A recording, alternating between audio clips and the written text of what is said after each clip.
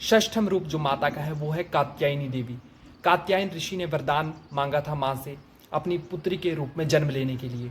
तो वैसे तो जनरली एक स्त्री का गोत्र एक पति के गोत्र के साथ ही चलता है, लेकिन यहाँ पर माँ सदा सदा के लिए अपने पिता के गोत्र से जुड़ गई और देवी कात्यायनी कहलाई,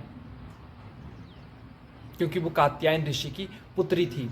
जैसे द्रुपद की पुत्री को द्रौपदी कहा जाता है। नवरात्रों में विशेष जागरण करने का भी विधान है।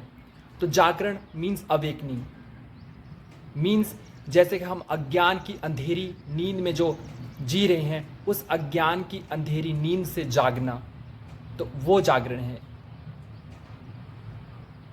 कि खुद को आत्मा मानना, आत्मा की ज्योति जगाना, वो सच्चा जागरण है।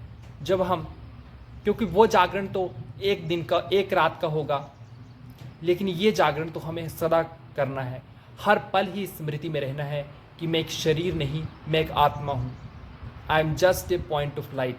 तो उस ज्योति को जगाना, उस स्वरूप में स्थित होना, उस आत्म स्वरूप में स्थित होना ही सच्चा सच्चा जागरण है।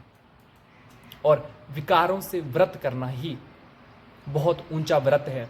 जो अन्न का व्रत होता है या मौन व्रत होता है या निर्जला व्रत होता है, उनका भी अपना महत्व है, लेकिन अन्न के व्रत के साथ साथ हमें विकारों का भी व्रत करना है।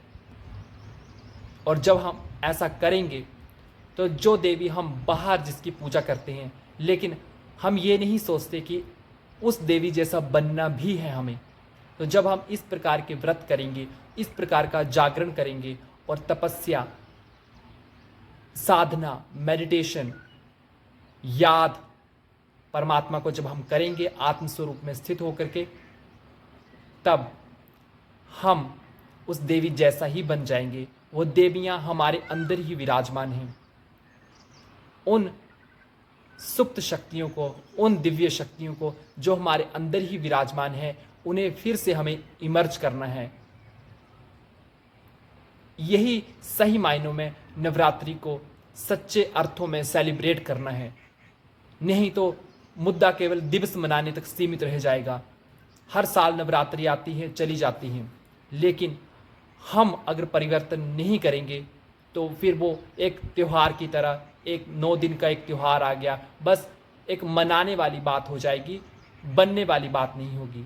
तो मनाना तो है ही, उमंग उत्साह में रह करके उस त्योहार को, उस नवरात्रि को हमें सेलिब्रेट तो करना ही है। साथ ही साथ हमें लक्ष्य भी रखना है कि उस दिव्यता को हम अपने अंदर धारण